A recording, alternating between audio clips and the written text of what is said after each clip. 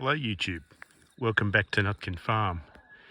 Doing another video. It's about 6 p.m. and the days are getting longer in November 2021, and not only the days get longer but the grass gets longer as well.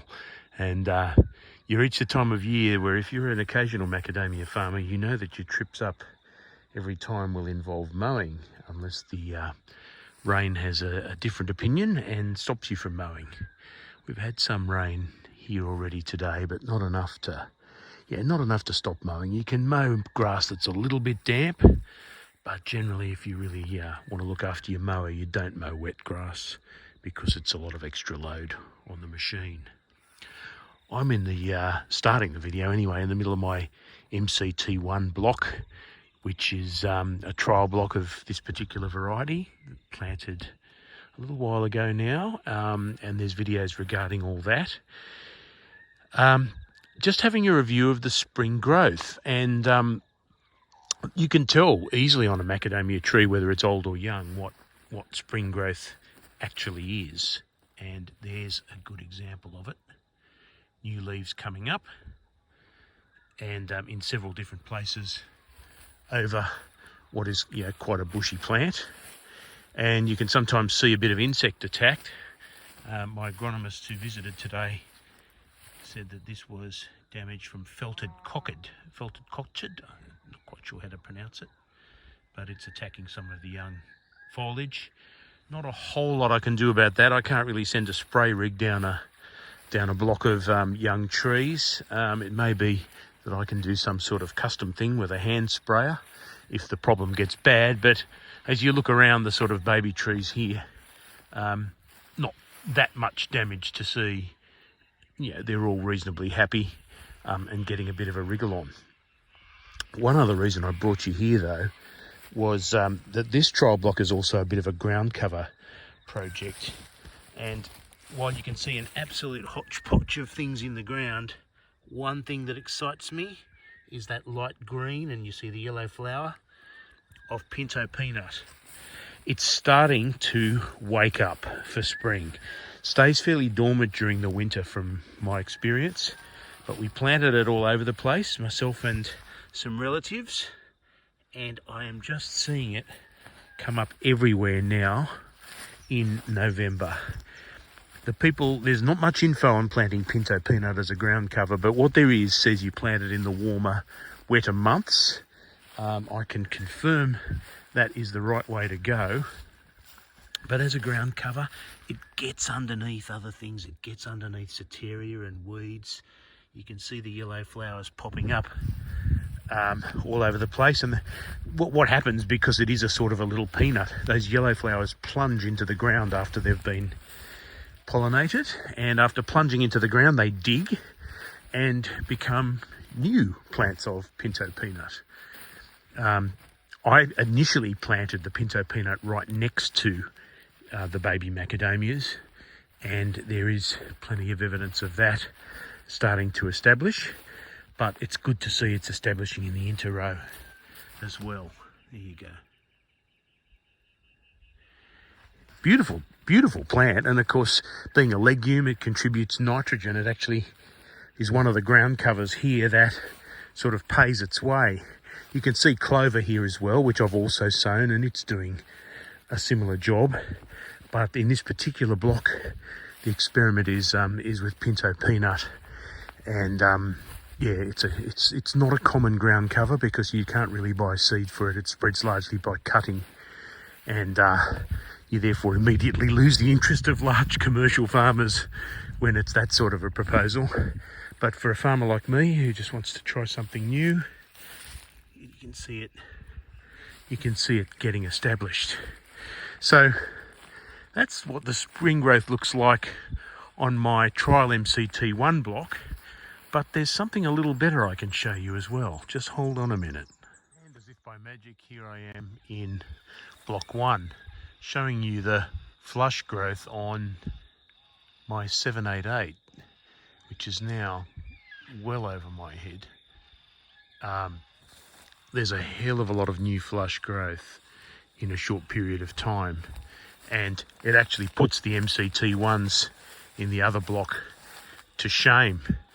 It's not just the 788s, which were my top variety in my Macadamia Farm baby parade last year. That's another one of them. The 246s are also doing extraordinarily well with their new growth. They're putting on a lot of fresh leaf. Most of it's going upright, and it's I think comparatively, I don't know whether it's something to do with the block or the soil. Look at that new growth. There's a real sort of material difference between my MCT1 trial trees and most of the trees here in block 1. Now, a couple of theories for that possibly. The pH, as in the soil acidity of this block, is optimal, whereas I'm not sure it is with the MCT1s. The trees, the adult trees themselves, are very, very happy. They're starting to size up a beautiful crop of nuts, which is, you know, really more than I've had on these trees ever. And so maybe there is something in the soil that works. Really, they're getting fed the same thing, so it's sort of hard to put a finger on exactly why these trees are doing better. They may be getting a bit more shelter from the surrounding adult trees as well. That's not good if it's depriving them of sun. It clearly isn't. But maybe there's some other aspect of shelter there that works as well. So what do you do to feed and protect this flush? I mean, well, you feed the soil well in advance of a flush because particularly with organic fertilizers, they take even manure takes at least a month to release its nutrients into the soil. Here's an 835, looking great. So you can feed it when it's flushing, I suppose, but in general you're meant to feed it in advance of the flush, and they get the same dose of feed as they get with all my other trees when they're in this block. MCT ones I feed by themselves. I suppose maybe that's another difference. These trees are getting adult food as well as baby food. What I've fed them right now in advance of some decent rain next week is a product called Lime Impact, mostly because it helps correct the pH, but it's got some really clever stuff in it. Have a look. Here's its analysis. It's like Dynamic Lifter or Organic Life or a bunch of other fertilizers that do rather well, but you'll see immediately there's a big difference in calcium. 15% calcium in this product, and a fair amount of boron as well, which has been added to partner with the calcium, and some silicon as well. In fact, it's been added to partner with the calcium in creating a sort of a synergy of elements for growing trees, existing trees.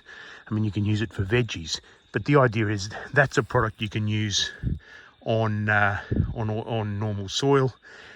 A 25 kilo bag of that costs about $17 or $18, which is actually pretty good value when you're buying it by the bag.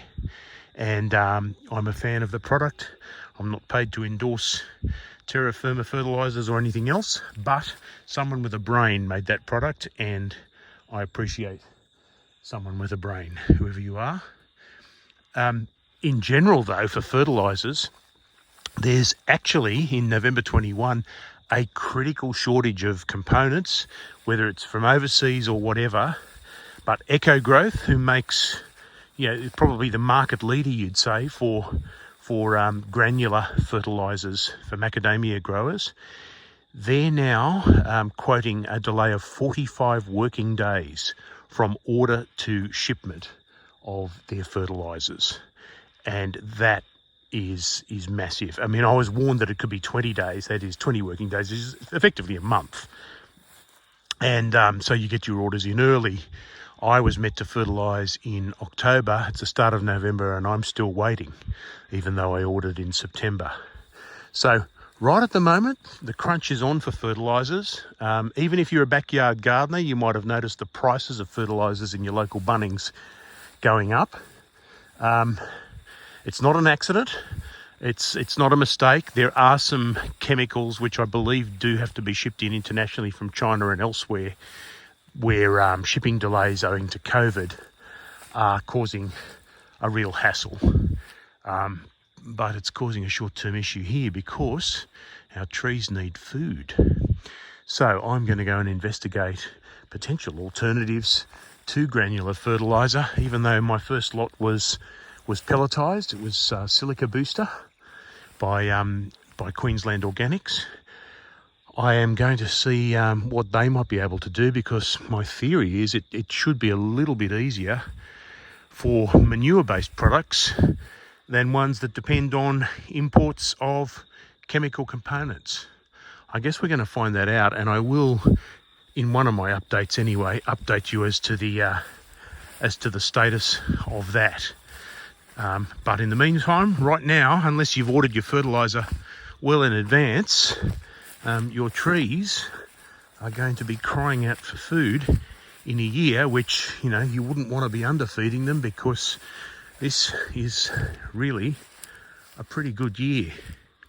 I'm going to finish by showing you the beautiful, joyful growth of a Macadamia 835, a variety no one else is growing in New South Wales as far as I can tell, but one which I think is turning out to be quite a worthy experiment in a block where I'm doing lots of experiments.